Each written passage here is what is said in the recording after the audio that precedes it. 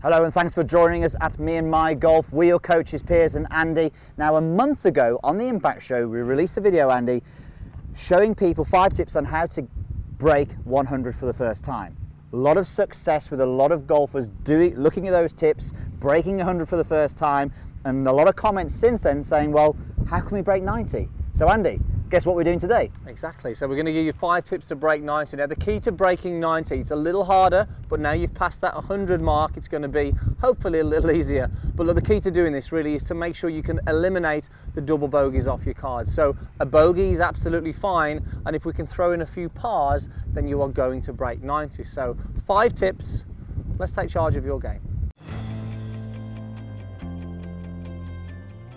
So the first step in dealing with your nemesis hole is to stop calling it your nemesis hole. So many golfers actually build the hole up in their mind. So actually when they get to that hole, they're already fighting a losing battle. And Piers, when we've played with golfers, amateurs and professionals, their self-talk is poor. Terrible. Sometimes before they even get to the hole, they're talking about it. I hate this hole, I never play well, I always get a double bogey, or I always slice it out of bounds.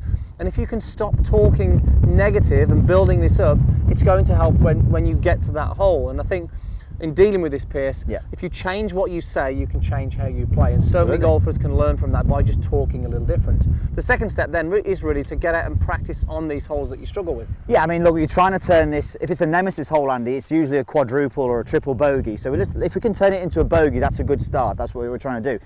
But as you said, go and practice it. When do you ever go and practice your really difficult hole to play? Not the nemesis hole, difficult hole to play. So, you know, for instance, the 14th at the Asprey, stroke index 1, 400 plus yards, there's a tree that can block out your approach to the green. So many people get stuck behind that tree. So you may well have a 400 plus yard par 4, which is very difficult for you to play. Go and play it with a different strategy. Maybe even on a hole like this, if we got someone who teed up on the right hand side, hit a 5 iron down, hit a 7 iron, and then maybe an 80 yard pitch into the green. You're telling me that you're going to make disasters from there? You're not going to make quadruple bogeys, you're only going to make bogeys from there on a consistent basis. So basically go on those holes that you find difficult and work out a strategy that is going to lower that score by 2 to 3 holes, and then it won't become a nemesis hole for you. Piers, it's time to take your medicine. Right, we have a perfect situation here. On the 14th, we're behind 2 trees and we can just about see the flag. Now, I can do it, Andy. You can do it, I know you can do it sometimes. This is a perfect opportunity to talk about this. Now, the majority of golfers we see, Piers, in this situation, when they can see the flag, all they're thinking of is, how can I get close to that flag? They want to just take on the flag and go for it. Now, if you want to break 90, you have to plot your way around the golf course a little better to reduce those risks of having those high numbers, especially those double, triple and quadruple bogeys. Now, majority of golfers, as we see, Piers, they take it on, but in this situation, it may not always be the case. So sometimes a simpler situation where you need to take your medicine. Just explain that then. Yeah, I mean, look, so as you said, Andy, you start hitting either one of these trees, we're turning these, you know, a bogey at worst by chipping out to actually a triple, quadruple bogey. So look, what we're saying is from here, you've got to give yourself the best possible chance to get the lowest score on this hole. So the best way of doing this on a consistent basis in this situation is to just putting it back in play. So you can be more attacking then on your next shot. But it's interesting, Andy, we see so many people, when they do chip out, they do a pretty awful job of it. They actually just sort of take it on, oh, it's just a chip out, I'm just going to play it back into the fairway. They don't get the strike right and they don't quite make it far enough, and they don't actually get out of trouble, or they actually hit the trees above them. So what we're saying in this situation is here, I must chip it far enough left and far enough down the fairway so the second tree that we have in our line there is out of place. So we just need to make sure that we hit it, we have a good strategy on chipping out. It seems crazy because I'm only hitting a 20, 30 yard shot, but make sure you think about what you're doing before you do it. And you know what, doing this, you're going to go, well, this is boring. I want to go for the flag. It might be boring, but what's boring? A triple bogey or a par? This is what you've got to think of, really. Are you going to play for that score, which is what it's all about? Yeah. So Piers, talk us through what you're going to do. Look, 9-9, as I said, I need to hit it far enough to make sure I'm not blocked out by the tree, and I need to be far enough left as well. So I don't mind on this instance here if I actually run out of fairway a little bit. It's not the end of the world if I chip it into the semi-rough.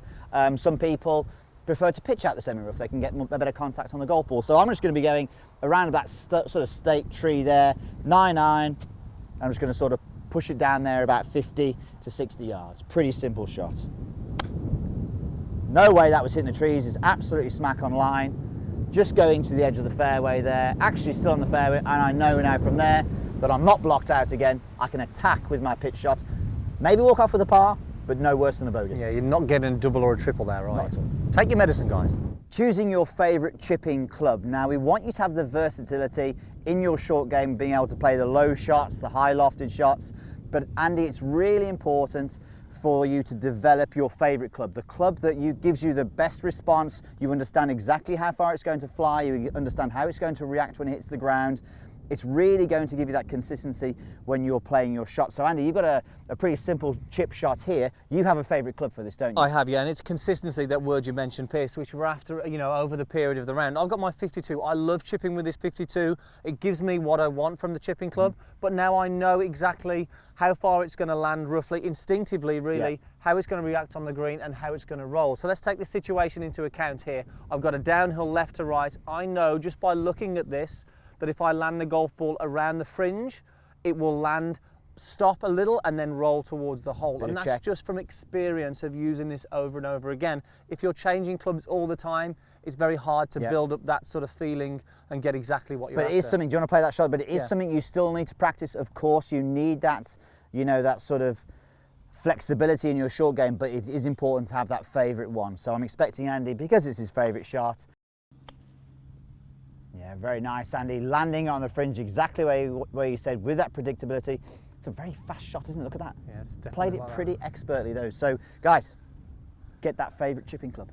Don't attempt anything on the golf course that you haven't practiced. Now, look, we're on the 17th here at the Asprey. We have the perfect situation to talk through that point. Pierce, missed the green. Really tricky shot. I'm glad you're playing this one. Talk us through that and just give an example of what we're talking about. Okay, so we are downhill, downwind, the green working severely away from me.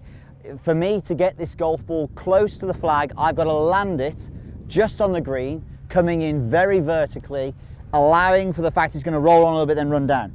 So the only shot that will cut it is the flop shot. So a big swing, open face shot. In fact, shall I have a go at playing it first of all? Yes, have a go at playing this shot first, yeah. This is a sort of shot that you have to practice a lot to become, you know, good at it, because last thing you want to be doing is hitting bad shots and high numbers here. So a long swing with an open face.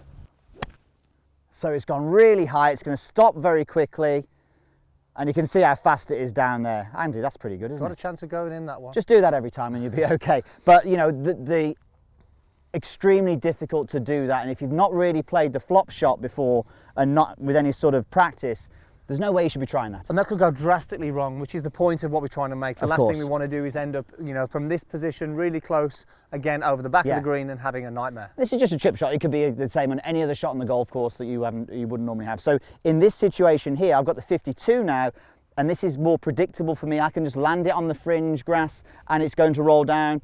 The only way it's going to stop near the flag is if it hits the flag, but consistently the worst I'll really be with this is 20 foot past the flag, putting up. So I may not get up and down, but I won't have any disasters. And this is what it's all about, saving those shots to break 90. So simple technique you can see here. Everyone has sort of worked at this one here.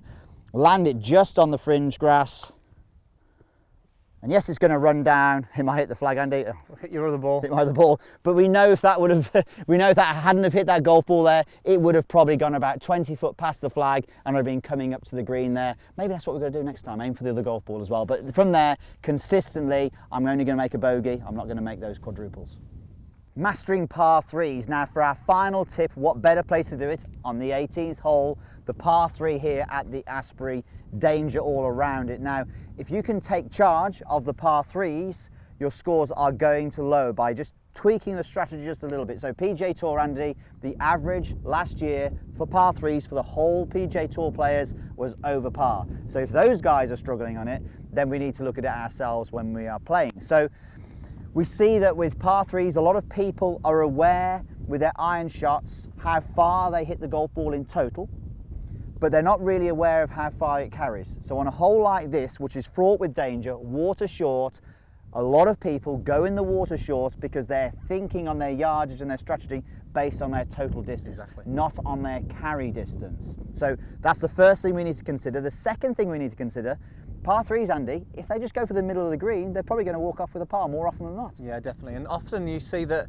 if the flag was front here, people would be tempted to get that perfect yardage to the front, when really if you're going to play to the middle of the green, you're still left with the Yeah. putt to the hole. And that's the key thing here is if you're going to hit a bad shot, which we all do every time we go out, where is that bad shot going to be? If you're giving yourself no room for error, then you're in danger. But if you aim for the middle of the green, ignoring the flag, and you hit a bad shot, Yeah. there's a good chance that that bad shot is going to be in a better Yeah. position, which is exactly what we want to do, that consistency through the whole round. And we'll see dispersion patterns all the time. We use TrackMan a lot to see where people hit their iron shots, and we'll see that there will be some short, there will be some past, but in a situation like this, and on most par threes where the trouble is around the front of the green, you're better off being a little bit big. So Andy, we're going to get you to play the shot. We've got TrackMan in here to give us your carry and your total distance.